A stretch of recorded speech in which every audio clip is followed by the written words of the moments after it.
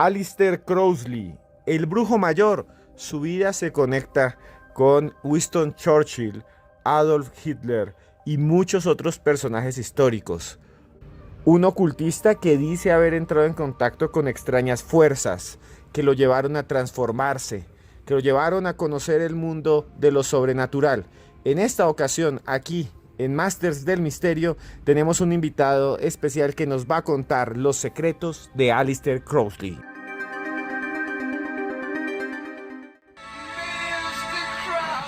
La voz del genial Ozzy Osbourne cantando en 1981 su canción Mr. Crowley, y habla efectivamente de Aleister Crowley. Y para tocar este tema, para develarles a ustedes que están escuchando este podcast, tenemos a alguien muy especial, el señor Alejandro Bernal. Hola Esteban, un saludo para ti, para todas las personas que estén accediendo a este contenido. Contento de que me tengan aquí en esta selección exclusiva de Maestros del Misterio. Yo simplemente soy un aprendiz, pero pues soy alguien que intenta investigar y dar lo mejor de mí en cada tema. No, Alejandro, usted ya tiene un recorrido, ya son años trabajando en muchas cadenas de televisión. Empecemos de una vez. Aleister Crowley. ¿Qué significa ese nombre para el mundo del misterio y para el mundo en general?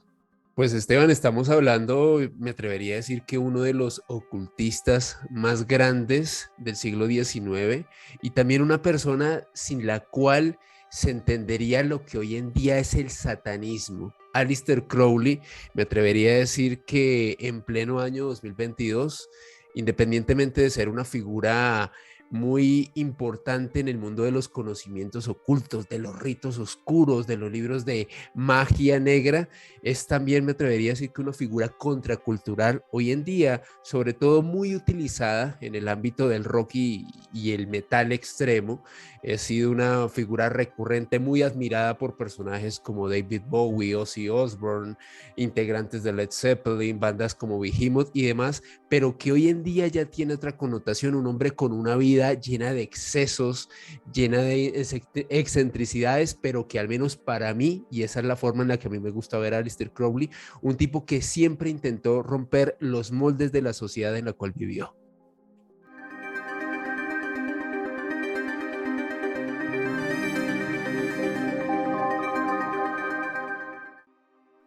Y precisamente vámonos allá, a partir de lo que usted ha investigado, ¿cómo fue la vida de Aleister Crowley? ¿Cómo se formó? Porque ese no era su nombre, primero que todo, y después hay una conexión muy extraña entre Crowley y los masones y el espiritismo y un montón de creencias sofistas, místicas, incluso alquímicas. Es un personaje que es como el moderno alquimista luciferino. Bueno, ¿quién era Aleister Crowley? ¿Dónde surgió? ¿Y cómo se fue convirtiendo en ese gran faro de luz para los espiritistas y los místicos ocultistas? Bueno, en primer lugar hay que tener en cuenta que el nombre de pila de este hombre, de Aleister Crowley, era en realidad Edward Alexander Crowley, y él nació el 12 de octubre de 1875 en una familia adinerada, una familia que se dedicaba a realizar cerveza en aquel entonces, mediados del siglo XIX, y con eso cimentó la gran riqueza bajo la cual se crió y vivió gran parte de su vida este señor Edward Alexander Crowley. Era hijo de un hombre bastante prestante, de mucho dinero, Edward Crowley, y de Emily Bertha Bishop. Decían que la relación que él tenía con su madre era complicada, parece que ella no lo quería mucho, él no tenía una figura materna muy clara, muy definida, y resulta que en este contexto, se lo cuento a Esteban y a todos los oyentes, fue desarrollando una personalidad bastante extraña, bastante contracorriente, no solamente con su familia y en el entorno en el que se crió, sino también en la sociedad en la cual vivió. Entonces, este señor Edward Alexander Crowley fue criado por unas familiares, unas tías en específico, unas tías solteras, y resulta que estas mujeres hacían parte de algo que se conoce como las hermanas de Plymouth. Las hermanas de Plymouth era una secta ultra religiosa. Mejor dicho, el señor Aleister Crowley vivió sobre todo su infancia, inmerso en una educación supremamente estricta en el ámbito religioso, en donde prácticamente cualquier cosa era un pecado, en donde si el hombre sí, este señor Edward Alexander pensaba en algo que se saliera de esos cánones religiosos bajo los cuales lo criaron, pues este hombre se convertía en un pecador y en un hombre que estaba condenado al infierno. ¿Por qué cuento esto y por qué hago tanto detalle en este aspecto, Esteban y oyentes? Porque básicamente esto lo que hace es que las personas por lo general que se crían en este contexto, en una férrea educación religiosa, lo que tienden a generar con el paso del tiempo es una gran animadversión hacia esto. Entonces, Edward Alexander Crowley creció con un gran resentimiento, un gran animadversión, por utilizar nuevamente ese término, hacia esas figuras religiosas, hacia el cristianismo y hacia el catolicismo. Y él intentó siempre llevarle la contraria a todo este tipo de corrientes, en este caso religiosas. Se dice, de acuerdo a los biógrafos, que él desde muy pequeña edad tuvo una tendencia a ser bisexual. De hecho, parece que hacía jueguitos no muy bien vistos en la época con niños del mismo sexo, pero me atrevería a decir que ya para basarnos en lo que hoy en día es esta figura de Aleister Crowley, tenemos que irnos ya a su juventud un poco más tardía, cuando él ingresó a estudiar en la Universidad de Cambridge. Y resulta que fue a partir de estos estudios que realizó en una de las universidades más importantes del Reino Unido y del mundo, no solamente en ese entonces, sino hoy en día, que este hombre comenzó su carrera en el mundo de las letras y siempre atraído por los conocimientos ocultos, por los libros de magia medieval, por hacer parte de grupos sincréticos, grupos muy cerrados donde se reunían muchas personas a realizar todo tipo de cultos, de conocimientos vedados para el público en general. Aleister Crowley siempre se sintió muy atraído por este tipo de grupos. Lo que comentan los biógrafos es que precisamente el 31 de diciembre de 1896, Crowley tuvo lo que se podría decir su primer encuentro sexual y lo tuvo con otro hombre. De hecho, esta experiencia la condensó en lo que se conoce como lo que sería su primer libro, su primera publicación, que se titulaba Aceldama. Y les voy a comentar rápidamente, les voy a leer un fragmentico de cómo Crowley, para que se den cuenta también de estas capacidades artísticas y verbales que tenía, cómo él condensó esta experiencia homosexual en este libro. Él decía lo siguiente: fue memorable aquella noche de diciembre cuando esta filosofía nació en mí. Había llamado a su casa porque era un apreciado amigo y sentía que dentro de mí se agitaban extraños pensamientos y emociones. Le llamé para que me pisoteara, pero él no lo haría. Pasamos juntos la noche tempestuosa. Yo estaba a caballo y galope alrededor en mi frenesí, hasta que se convirtió en la presa de un verdadero miedo físico. Estaba en una lucha mortal conmigo mismo. Dios y Satán lucharon por mi alma esas 3 largas horas. Dios venció. Ahora solo queda una duda. ¿Cuál de los dos era Dios? Como nos damos cuenta, Crowley utilizaba muchas figuras retóricas, metafóricas. Era un tipo también muy culto, no solamente leía de magia, sino también de literatura, ¿no? Un hombre que tenía una formación, pues, privilegiada, por así decirlo.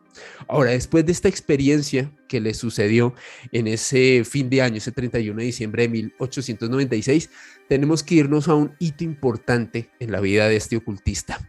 Y es que Aleister Crowley conoce en 1899, un año antes del fin del siglo XIX, a un hombre conocido como Charles Henry Allen Bennett. Este hombre, Alan Bennett, era miembro de la Orden Hermética de la Golden Dawn o Aurora Dorada, si la pueden buscar ustedes en Google si quieren ampliar más detalles sobre esto. Y de acuerdo a los expertos en la figura de Crowley, es este hombre, Charles Henry Allen Bennett, quien se convierte en el instructor, en el maestro de magia de Aleister Crowley. Es a partir de ahí que Crowley se mete más en serio en el conocimiento de libros de magia medieval, como el libro de Abramelin el Mago, y donde comienza a interesarse en sí, no solamente por conocer este tipo de textos, sino por poder realizar ritos para poder entrar en contacto con, en este caso, seres de otro plano. Algunos dicen del bajo astral, en fin, esto tiene muchas interpretaciones.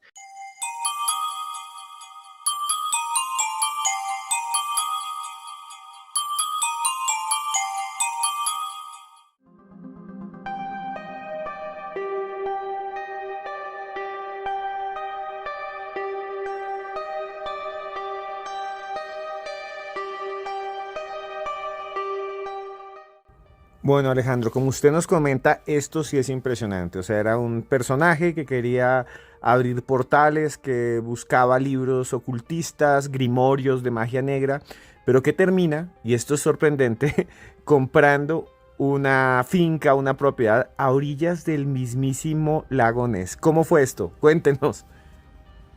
Aleister Crowley, recuerden, era un tipo adinerado, venía de una familia de prestigiosos cerveceros de la época, adquiere una propiedad en Escocia, en las orillas del lago Ness, y esta propiedad se conoció a posterior como Boleskine House.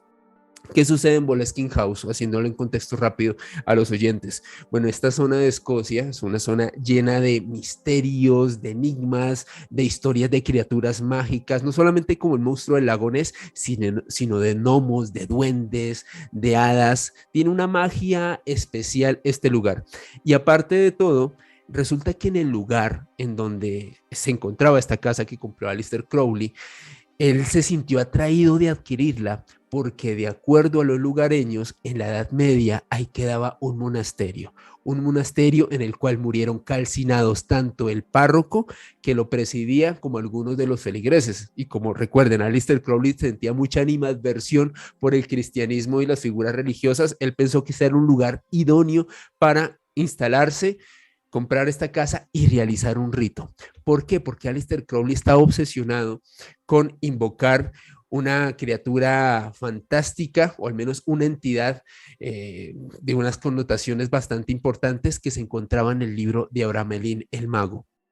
Crowley adquiere esta propiedad, de acuerdo a sus biógrafos, realiza una serie de ritos y años después vende esta propiedad y se dedica al alpinismo. Pero antes de centrarnos en la vida de Crowley, porque entre las muchas cosas que hizo dentro de ser un personaje polifacético, también fue alpinista y tiene algunos hitos. ¿Qué pasó en Boleskine House? Cuando Crowley vende esta casa, resulta que posteriormente es adquirida por un importante actor británico de la época, George Sanders. Y George Sanders lo que intenta hacer ahí es montar un negocio, un emprendimiento propio, una granja de cerdos. No solamente para vender la carne de estos porcinos, sino para vender diversos productos alrededor de estos animales. Lo que comentan los biógrafos de Sanders es que este negocio quebró porque los cerdos morían en extrañas circunstancias en horas de la noche. Sanders decía que a él le parecía muy extraño que tenía ahí sus animalitos, uno de ellos resultaba muerto, no había criaturas, o sea, no había un depredador en la zona que los estuviese ultimando, sino que literalmente es como si estuvieran enfermos y se fulminaran de la noche a la mañana.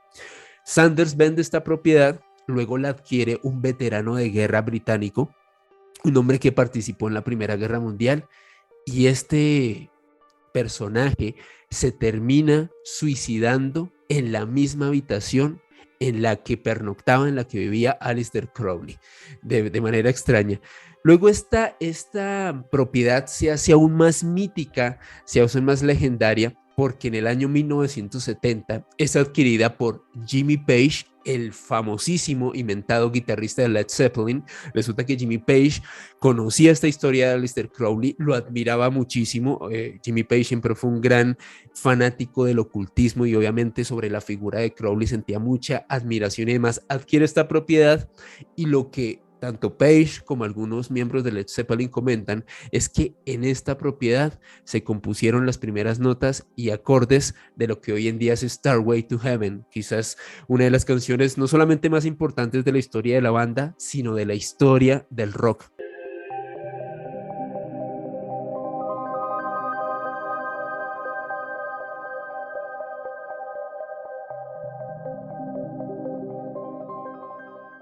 Bueno, volvemos a Crowley. El hombre había vendido Boleskine House y resulta que, pues como tenía mucho dinero y muchas aficiones y muchos intereses, se dedica al alpinismo. De hecho, comienza a hacer varios viajes por varias regiones de Asia. Se comenta que comienza a meterse en el mundo de los conocimientos espirituales de la India, también de Birmania, del hinduismo. Le atraía mucho este tipo de cosas. Y en 1902 se produce un gran hito también alrededor de la figura de Crowley, y es que junto a Oscar Eckstein y otros importantes alpinistas, intenta realizar lo que en aquel entonces era un hito, y era escalar el monte K2, uno de los más altos del mundo. Y lo más loco de esta hazaña, Esteban y oyentes, es que Crowley lo iba a escalar sin tanques de oxígeno a comienzos del siglo XX. Estuvo a puertas de hacerlo. De hecho, hay una foto muy famosa, si ustedes la pueden buscar en Google, Aleister Crowley en el monte K2, y el Una tipo... locura. Sí, Una sí, sí. locura, subirse al monte K2, o sea, lo que estamos escuchando que nos cuenta Alejandro es increíble. El K2 es el segundo más alto, creo que después del Everest, del Sí, sí, sí. Himalaya, de la Sí, zona, sí. y además es el más inaccesible, ¿no? Hay un pico allá que es mítico porque casi nadie llega, el Everest es más fácil de llegar, entre comillas, y Crowley quería subir hace 100 años sin tanques de oxígeno, él ya me imagino que no tenía 20 años, y bueno, es increíble. Exactamente, Esteban. De hecho, esta expedición, y ustedes la pueden buscar en los libros de historia, se conoce como la expedición Eckstein-Crowley, porque Crowley fue uno de los grandes financiadores, o sea, de los tipos que puso la plata para que fueran allá. Pero imagínense esta proeza, una montaña de, si no me falla la memoria, más de 8.000 metros. Lo cierto es que el grupo de esta expedición, y ojo al dato que les voy a llegar, llegó a la altitud de 6.096 metros, o sea, subió más de 6.000 metros sin tanques de oxígeno hace más de 120 años, porque fue en 1902, hoy en día ya estamos en el 2022. Y algo loco, Esteban, sobre esto, y es que Crowley veía esta altitud como una señal. ¿Por qué razón? Porque Crowley decía, yo llegué a la altitud de 6.096, si invertimos el número 9, recuerden, era un tipo que estaba muy metido en simbolismos, en ocultismo y demás. Él decía, si invertimos el número 9, sería, pues sería la altitud de 6.066 metros. 6, El número de la 6, 6, bestia. el número de la bestia. El número de la bestia en la iglesia, o sea, en la Biblia, en el Apocalipsis. Crowley mezclaba todo, ¿no? Era como un showman, pero al mismo tiempo era todo muy místico, ¿no? Me voy a subir a la montaña, pero si le doy la vuelta es el 666.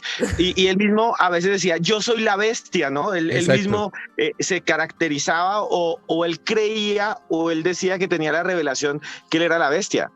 Sí, de hecho uno de sus apodos era la bestia 666, y él mismo, hay que tener en cuenta también otra cosa a la hora de hablar sobre Aleister Crowley, es que él mismo fomentaba la creación de leyendas alrededor de su figura, era algo que le gustaba mucho. Luego de intentar esta hazaña en el K2 en 1902, 3 años después, en 1905, vuelve a dirigir una expedición de alpinistas, y en esta oportunidad intentaron subir al Kanchenjunga. Esta es una gran cima que queda entre la India y Nepal, y en esta oportunidad alcanzó una altitud de 8.586 metros, o sea, bastante elevado y sin tanques de oxígeno. O sea, para que se den cuenta también el buen estado físico que tenía este hombre, independientemente de la plata y los excesos, era un hombre que tenía un buen estado físico. 2 años antes, en 1903, conoce una persona muy importante en su historia, y ya se darán cuenta por qué: Rose Kelly. Esta era una mujer que era una viuda.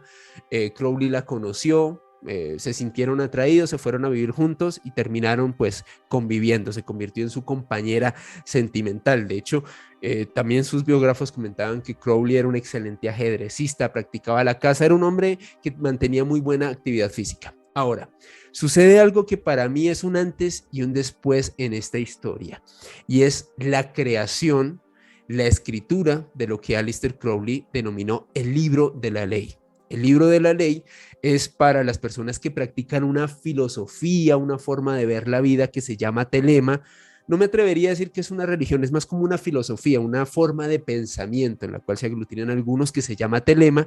El libro fundamental de la misma es el libro de la ley, escrito por Aleister Crowley. Que están en todo el mundo, que es como una especie de orden. Él había, como usted nos había dicho, estado en órdenes ocultistas y él creó su propia orden. Y este libro de la ley es como la Biblia para los telemitas, o sea, para aquellos que siguen a Telema, ¿sí? Muy interesante.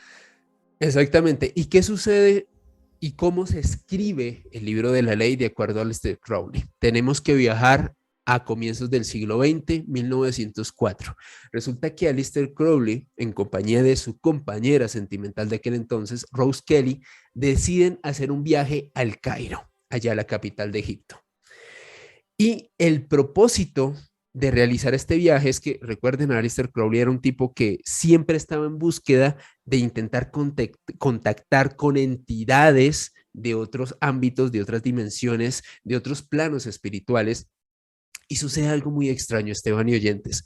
Crowley pone un pie en el Cairo y resulta que accede a un extraño pergamino en donde se describía un rito, cómo realizar un rito para invocar, en este caso, a una entidad muy relacionada con los dioses del antiguo Egipto. Obviamente todo esto atrajo a Aleister Crowley, se encontraba en un país lleno de misterio y de magia como lo es Egipto, y de acuerdo al relato de Crowley, que incluye en el libro de la ley y a varios de sus biógrafos, él comenzó a ver de manera muy extraña a su compañera sentimental, a Rose Kelly. Él comentaba que esta mujer comenzó a comportarse de una manera bastante errática, le cambiaba la voz, le cambió la mirada, le contestaba de una manera extraña, y Aleister Crowley vio esto como una señal de que su esposa en aquel entonces estaba poseída por una entidad.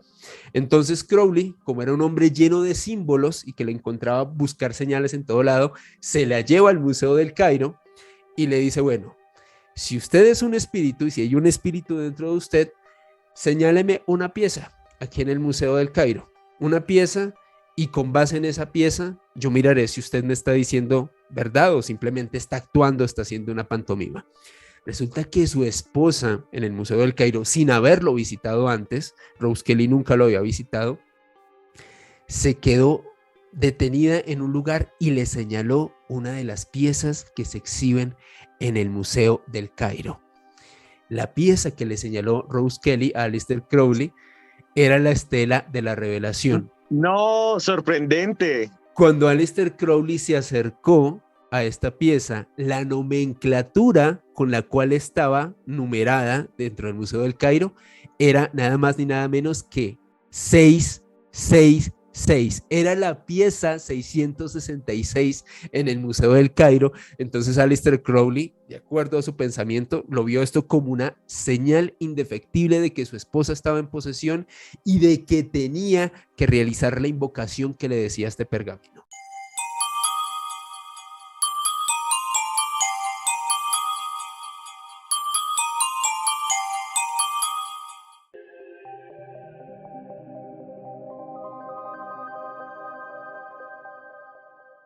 Bueno, Alejandro, realmente queda mucho por hablar, queda lo mejor de alguna manera de la vida de Aleister Crowley. Entonces vamos a parar por ahora y vendrá una segunda parte aquí en Masters del Misterio para que usted nos cuente los detalles más extraños. El segundo podcast va a estar brutal. Si ustedes llegaron hasta aquí, por favor coloquen like, escriban, yo mismo les respondo los comentarios, todos. Los quiero mucho y no se pierdan la segunda parte de Aleister Crowley en este especial de Masters del Misterio con Hugo Alejandro Bernal.